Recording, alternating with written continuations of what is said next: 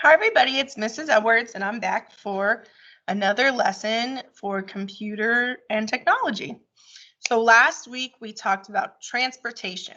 We talked about the ways that we can get people and things from one place to another. And I received some really cool pictures.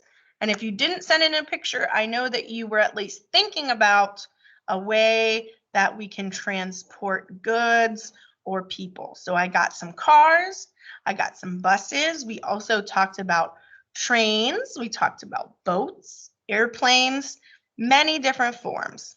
Today we're going to be talking about computational thinking. I want you to say that out loud. Computational thinking.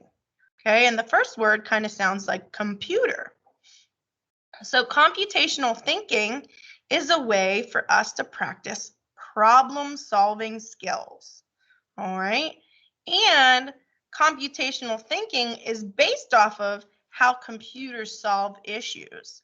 But we're going to see in this video I'm going to watch with you that we can solve issues the same way for everyday life scenarios. All right.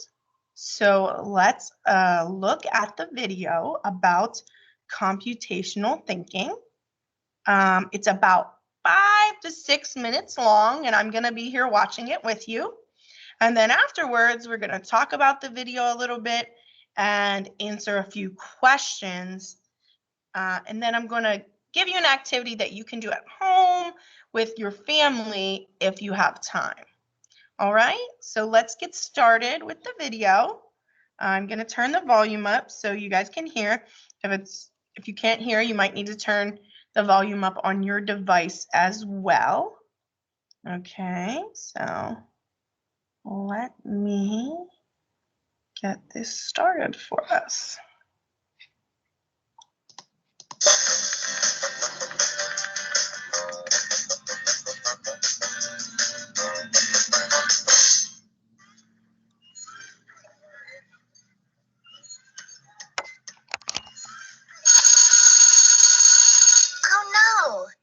Recess is over, and we didn't even get a turn on the swings.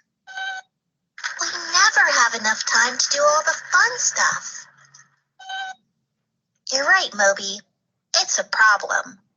Let's try to solve it. Computational thinking is a way to understand a problem by breaking it down into smaller parts and creating steps to solve it. Computational thinking helps you solve problems in computer programming. But you can use it to solve problems you see every day. How do you start solving a problem? When you find a problem, stop and think about it. Ask yourself, how can you make it better? How can you change something to make it faster? What can you do to make something clearer or easier?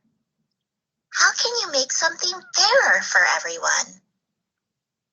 Our problem is that we don't have enough time at recess to do everything we want. No, Moby, we can't make recess longer, though that would be fun. We should think about what causes the problem or what makes it worse. I'll take notes. Let's see.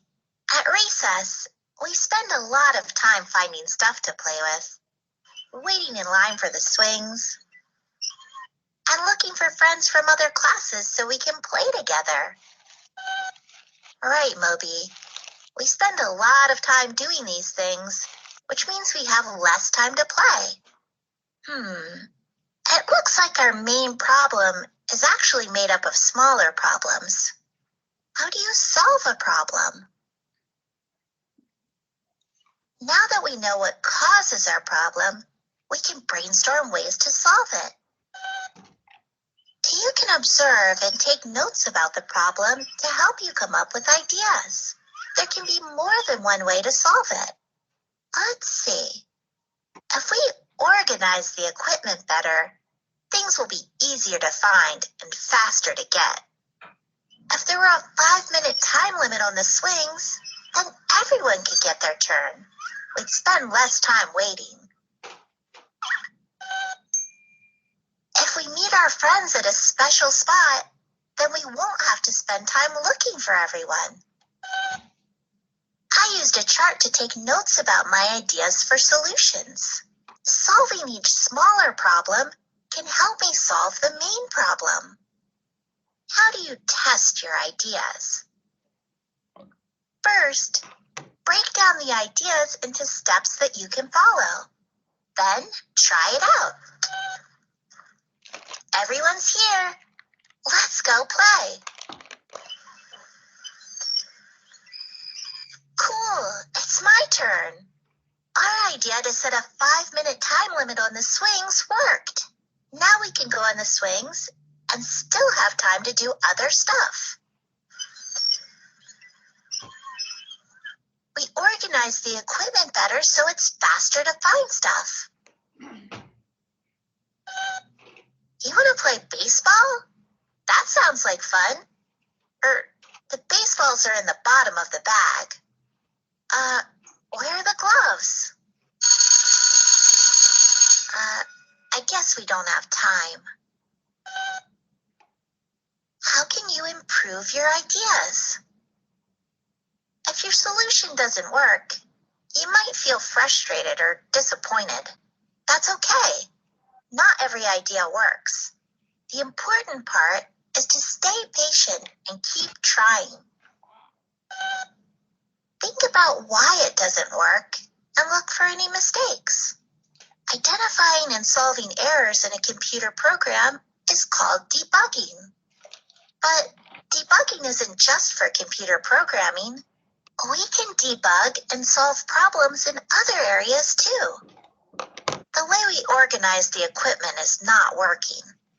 Baseballs, bats, and gloves are spread out, so it's hard to find everything. Good idea, Moby. If we put all the baseball gear together, it'll be easier to find them quickly. We can see if that idea helps us save time. When you iterate, you test an idea, make changes to improve it, and test again. You can iterate to make your solution better. Even if an idea solves a problem, there's probably a way to improve it. You can always look back at your ideas and think of ways to make them better. Now we have time to do everything we want during recess. You still want a longer recess? We can't change that. It's a school rule.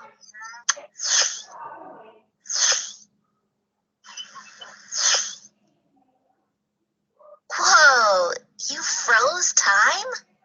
Now we can spend all day at recess. Well, we know that you can't really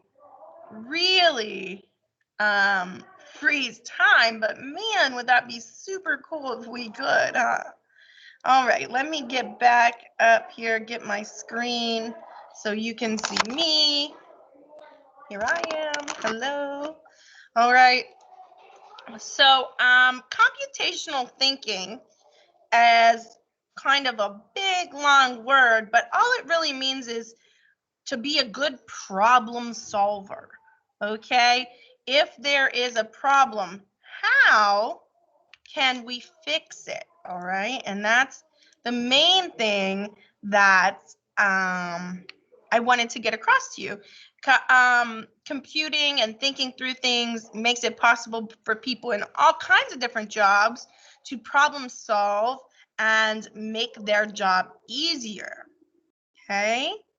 And you may remember, we did mention doing some computational thinking when we went over some of the coding lessons towards the beginning of the year. And I know Miss DeBryan did too in her technology lessons when she took over. You really just want to recognize your problem, break it down, see what kind of solutions you can come up with, try them out, and then if they don't work, see if you can make the solutions better. Computational thinking can help you write computer code, like I said, but it can help you, as we've seen in the video, solve everyday problems as well. you can have issues like, you know, at the lunchroom, maybe the line is really long. Or maybe you can't find the book you want in your library class. So you have to choose how to best solve your problem. All right.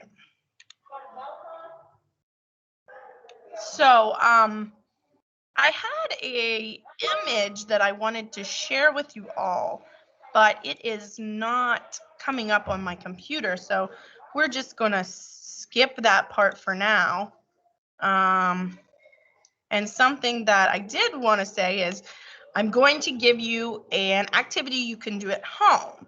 Now you're going to get your participation points if you give the video a like that you watched it.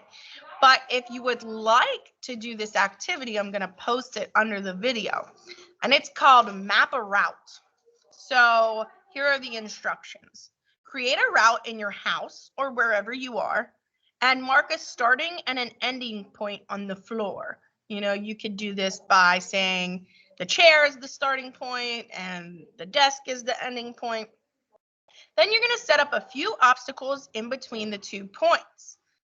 You're going to close your eyes and follow verbal instructions from your parent or somebody else that you're with.